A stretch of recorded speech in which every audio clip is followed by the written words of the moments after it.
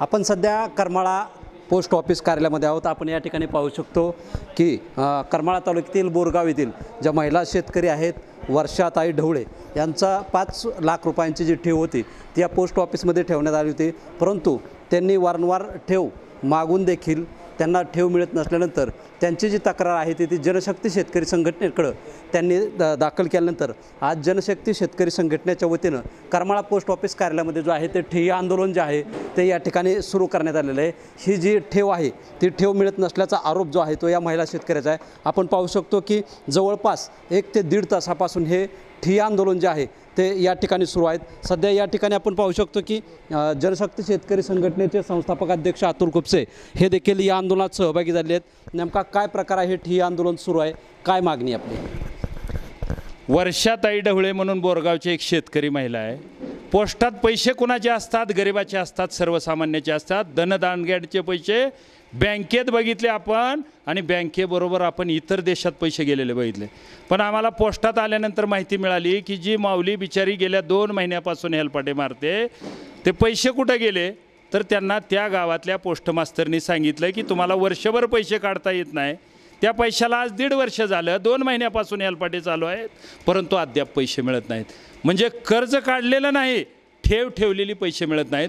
पोस्टासारखं प्रामाणिक खातं नाही, म्हणून माझ्या गावातल्या गोरगरीब महिला तालुक्यातल्या महाराष्ट्रातल्या देशातल्या महिन्याला 1000 रुपये टाकण्याचं काम करतात। ह्या बिचारीनं 5 लाख रुपये एका वेळेस टाकलेले आहेत। 1.5 वर्षापासून पैसे आहेत आणि ठेवीचं पैसे मिळत नाहीत। अत्यंत बाब ही गांभीर्याने घेण्याजोगी आहे। सर्वसामान्य शेतकऱ्यांचे पैसे हितून डायरेक्ट कुठं जातात तर केंद्र सरकारला जातात आणि त्या माध्यमातून व्याज मिळतं, अशी माहिती आम्हाला पोस्टात मिळाली। गेल्या 4 तासापासून बसलेलो आहे, अजूनही या ठिकाणी यांची फाईलच सापडत नाही। 5 लाख रुपये ह्या बिचारीचं गेलेलं जिथपर्यंत मिळणार नाहीत तिथपर्यंत जनशक्ती शेतकरी संघटनेचा कार्यकर्ता एकही हलणार नाही, जिथपर्यंत ताईचं माझ्या पैसे मिळणार नाहीत। या ठिकाणी त्या महिला देखील आपल्याबरोबर आहेत। नेमकं त्यांचीसुद्धा आपण यावेळी जी आहे ती काय मागणी होती ते जाणून घेऊया। काय सांगाल ताई, तुमची काय मागणी आहे? किती रुपयांची ठेव होती आणि आता काय अडचण आहे नेमकी? माझी 5 लाख रुपयाची ठेव आहे आणि मला आता सध्या घराचं बांधकाम करायचं आहे, घरकुल आलेलं आहे आणि पैसे नसल्यामुळे मला इथे यायची गरज लागली। किती दिवसापासून हेलपाटे मारताय? मी 2 महिने झालं इथे। काय नेमकं कशा पद्धतीने ठेव पोस्टामध्ये ठेवली होती, काय प्रकार आहे नेमका तो? एकदम ठेवले होते 5 लाख रुपये आणि ते म्हणले होते 1 वर्षाच्या नंतर तुम्हाला मोडता येतील, पण ते काय आता नाही म्हणतात, ते देतो म्हणतात पण 5 वर्षापर्यंत थांबावं लागेल म्हणतात। तुमची मागणी काय? त्यांनी काहीतरी करून द्यावेत पैसे, म्हणजे मला घर बांधता येईल। आता सध्या मी शेडमध्ये राहत आहे। नक्कीच आपण पाहू शकतो की या ठिकाणी वर्षाताई जे आहेत त्या त्यांच्या भावना जे आहेत ते व्यक्त करू शकत नाहीत। त्यांचे जे आहेत ते अक्षरशः आपण अश्रू त्यांच्या डोळ्यामध्ये दाटलेलं जे चित्र आहे ते आपल्याला या ठिकाणी पाहायला मिळतं आहे। या ठिकाणी पोस्ट ऑफिसचे अधिकारी देखील आपल्याबरोबर आहेत, त्यांच्याकडून सुद्धा नेमकं काय प्रकार आहे हे जाणून घेऊया। साहेब, काय सांगाल, या ज्या महिला आहेत त्यांची ठेव 5 लाख रुपयांची आहे, त्यांचं म्हणणं असं आहे की आम्हाला यावत कुठल्या नियमाटी सांगितलं नव्हतं, 1 वर्षाची सांगितली होती, आज वर्ष उलटून गेलं तरी माझी ठेव मिळाना आणि त्यांच्या जी प्रकरणाची फाईल ती सुद्धा सापडणार असा जनशक्ती शेतकरी संघटनेनं आरोप केला आहे। नेमकं आपली काय प्रतिक्रिया आहे? ताईंनी जी काही ठेव ठेवलेली आहे ते 5 वर्षासाठी ठेवलेली आहे आणि 5 वर्षाच्या ठेवीला आता जो 2023 नंतरनं जो काही नियम आलेला आहे फायनान्स मिनिस्ट्रीचा, त्यामध्ये 5 वर्षाची ठेवी 4 वर्षाच्या अगोदर कोणत्याही स्थितीमध्ये मोडता येत नाही आहे।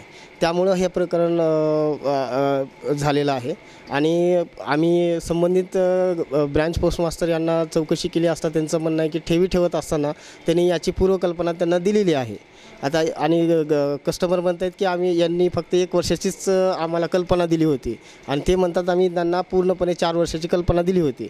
ठीक आहे, या प्रकरणामध्ये कोण खरं आहे किंवा कोण खोटं आहे या विषयात मलाही करायचं नाही आहे, पण त्यांची जी ठेव आहे ती पोस्टामध्ये सुखरूप आहे आहे. फक्त विषय असा आहे की त्याचा लॉकअप पिरियड हा 4 वर्षाचा असल्यामुळं आम्ही या गोष्टीमध्ये काही लिमिटेशन्स आहेत आम्हाला. त्यामुळं आता सध्या या ह्याच्यामध्ये त्यांना पैसे देणं म्हणजे नियमानुसार तरी आताही करता येणार नाही, पण त्यांचं जे नियमित व्याज आहे ठेवीचं ते त्यांना त्यांच्या खात्यामार्फत भेटत राहील. महिलेचा आरोप आहे की आम्हाला जे आहे ते 1 वर्षाची ठेव सांगितली होती, परंतु तुम्ही सांगताय की तो GR नंतर बदलला. यामध्ये नेमकं दोषी ती महिला का नेमकं पोस्ट ऑफिस? नाही, त्यांची जी ठेव आहे ती 2024मध्ये ठेवली आहे आणि तो GR जो आलेला आहे किंवा गव्हर्नमेंटचा जो नियम आहे तो 2023मध्ये आलेला आहे. त्यामुळं नियम अगोदर आला आणि ठेव नंतर ठेवण्यात आलेली आहे आणि त्याची जी माहिती आहे ती ब्रांच पोस्टमास्टर यांनी त्यांना त्यापूर्वी ठेवताना दिलेली आहे. त्यामुळं यामध्ये कुठली काही ही नाही आहे, शंका नाही की फसवणूक केली किंवा चुकीचं काही घडले असं काही नाही आहे. त्यामुळे आपली भूमिका पुढची काय असणार आहे संघटनेच्या वतीनं? आता आम्ही या ठिकाणी 1 तास 2 तास त्यांची फाईल सापडते का बघतो आणि फाईलच्या माध्यमातून की बाबा निदान फाईल तरी सुरक्षित आहे का. जर फाईल सुरक्षित असेल, जे करमाळ्याचं पोस्ट ऑफिस आहे या पोस्ट ऑफिसच्या अंडर 21-25 छोटी छोटी पोस्ट ऑफिस आहेत. म्हणजे पोस्ट हे प्रामाणिक बघतोय पण अजून 4 तासात फाईल सापडली नाही. तर सर्वसामान्य शेतकऱ्याला गोरगरिबांना माझी विनंती आहे की तुम्ही कष्टाचे पैसे घामाचे पैसे कुठेही नॅशनलाइज बँकेत ठेवा, पण पोस्टात ठेवताना पोस्ट मास्तरला नियम विचारा.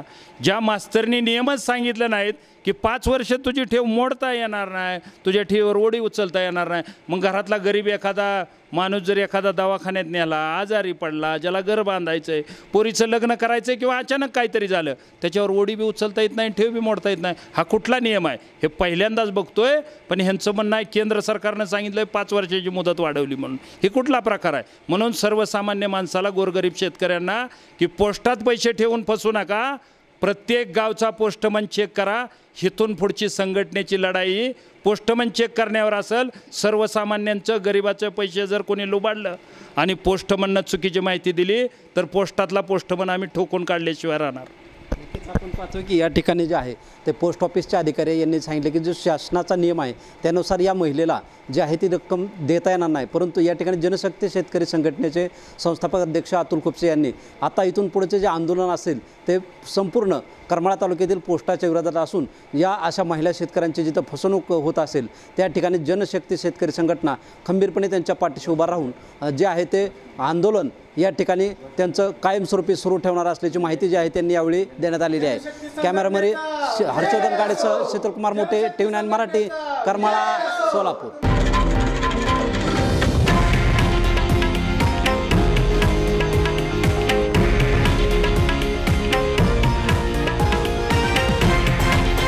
हे आहे देशातील नंबर 1 न्यूज नेटवर्क आणि आपण पाहत आहात TV9 मराठी, एकमेव.